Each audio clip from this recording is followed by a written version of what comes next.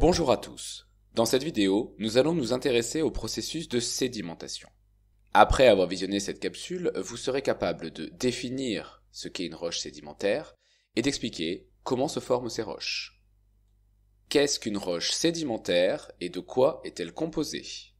Une roche sédimentaire est une roche formée à partir de sédiments qui se sont transformés progressivement au cours de leur enfouissement en profondeur.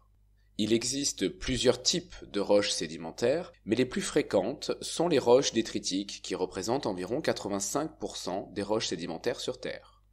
Une roche sédimentaire détritique est composée de deux parties. D'une part, on va trouver des débris et particules issus de l'altération et de l'érosion et qui ont été transportés jusqu'au lieu de formation. Et d'autre part, on trouve un ciment qui relie les différentes particules minérales entre elles. En fonction des apports, les débris peuvent être de taille et de nature différentes. Et en fonction du milieu de sédimentation, le ciment lui aussi peut être de nature différente, comme un ciment calcaire, argileux ou siliceux. Autrement dit, la roche sédimentaire obtenue par transformation des sédiments dépend des apports et du milieu de sédimentation. Par exemple, une roche formée de sable composé de grains de quartz avec un ciment siliceux est une quartzite, tandis qu'une roche formée de particules supérieures à 2 mm avec un ciment calcaire est un conglomérat calcaire. Comment se forme une roche sédimentaire? Pour qu'une roche sédimentaire détritique se forme, il faut plusieurs conditions. La première est l'altération et l'érosion de roches déjà existantes dans les reliefs terrestres. Ces mécanismes produisent des particules de petite taille solides comme des minéraux, du sable, de l'argile ou encore solubles comme des ions. La deuxième condition concerne le transport.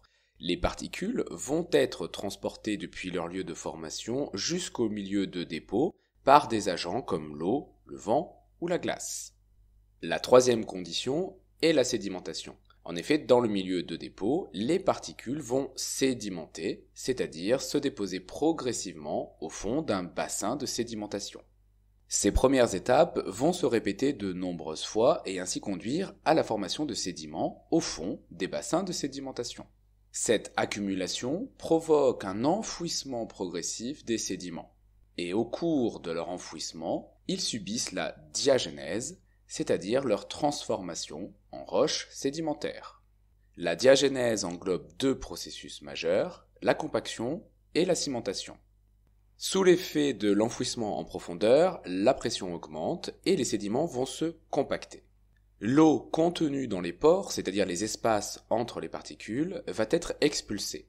La compaction conduit ainsi à une diminution du volume et à une augmentation de la densité des sédiments. La cimentation correspond à la formation d'un ciment entre les différentes particules. Ce ciment est composé de cristaux qui vont se former dans les pores jusqu'à lier tous les grains entre eux. À l'issue de ces deux processus de compaction et de cimentation, on obtient ainsi une roche sédimentaire détritique dans laquelle tous les grains sont pris dans un ciment solide. En résumé, une roche sédimentaire provient de la transformation de sédiments en roches. Les roches détritiques sont les roches sédimentaires les plus fréquentes sur Terre. Une roche détritique est composée de particules minérales liées par un ciment. Le type de roche obtenue dépend des apports et du milieu de sédimentation. Les roches détritiques se forment à l'issue d'un processus en 4 étapes: altération-érosion, transport, sédimentation et diagénèse. Enfin, la diagénèse est le processus de transformation des sédiments en roches sédimentaires. Elle comprend la compaction et la cimentation des sédiments.